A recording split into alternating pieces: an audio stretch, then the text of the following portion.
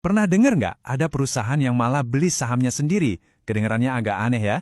Nah, kenapa sih mereka melakukan itu? Di bahasan kali ini kita bakal bedah tuntas konsep share buyback, dan kita akan pakai contoh kasus nyata dari pengumuman sebuah perusahaan. Jadi, ini nih pertanyaan besarnya. Kalau sebuah perusahaan pakai uang kasnya buat beli lagi sahamnya sendiri dari pasar, emangnya apa yang terjadi? Apa sih efeknya buat perusahaannya, buat pasar, dan yang paling penting buat kita-kita para investor? Yuk kita cari jawabannya bareng-bareng. Oke, kita langsung aja lihat studi kasus kita ya. Ini dia, pengumuman resmi dari PT Mitra Pinastika Mustika Tbk atau yang biasa kita kenal MPMX. Dokumen ini isinya, ya, rencana mereka mau melakukan buyback. Jadi dengan kita bedah dokumen ini, kita nggak cuma belajar teori doang, tapi kita bisa lihat langsung gimana sih cara kerjanya di dunia nyata. Biar gampang ngikutinnya, pembahasan kita bagi jadi 4 bagian ya. Pertama, kita cari tahu dulu apa itu buyback.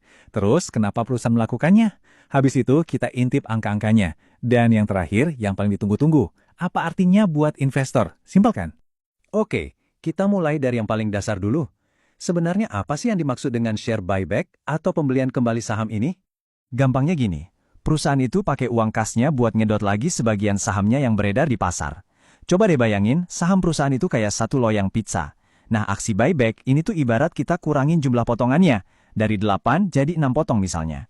Ukuran pizzanya kan tetap sama ya kan? Tapi karena potongannya jadi lebih sedikit, setiap potong yang sisa jadi lebih gede. Artinya, porsi kepemilikan Anda sebagai pemegang saham jadi lebih besar. Nah, pertanyaan selanjutnya yang logis banget, ngapain sih perusahaan repot-repot lakuin ini? Apa motivasinya? Kebetulan, MPMX ini ngejelasin alasannya secara gamblang di pengumumannya. Yuk kita lihat. Jadi kalau kita baca dokumennya, ada 2 alasan utama. Pertama, untuk urusan di dalam perusahaan. Saham yang dibeli lagi ini nantinya bakal dipakai buat program insentif para pimpinannya. Tujuannya apa? Ya biar kepentingan manajemen sejalan sama kita, para pemegang saham. Nah yang kedua, ini alasannya lebih keluar. Ini tuh semacam sinyal kuat yang mau dikirim ke pasar. Nah, ini dia pesannya. Waktu manajemen bilang begini, mereka itu seolah-olah lagi ngomong ke kita semua, "Hey, kami yakin saham kami ini nilainya lebih tinggi dari harga di pasar sekarang. It's undervalued. Dan kami siap pakai uang perusahaan buat buktiin itu." Wah, ini sinyal percaya diri yang kuat banget kan? Oke, jadi kita udah tahu apa dan kenapanya.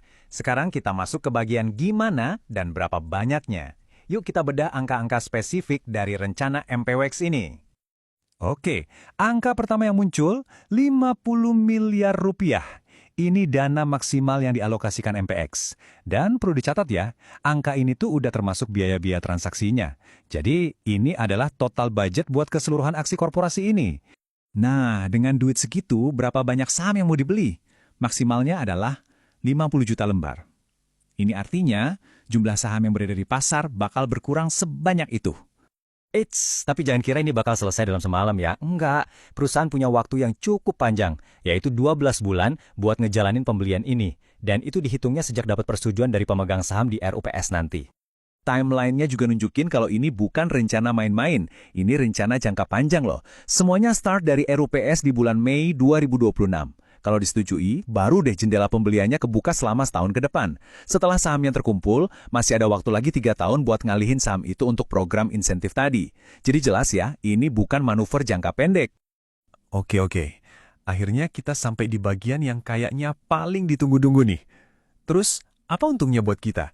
Apa sih dampak nyata dari semua ini ke keuangan perusahaan? Dan tentunya ke nilai investasi kita.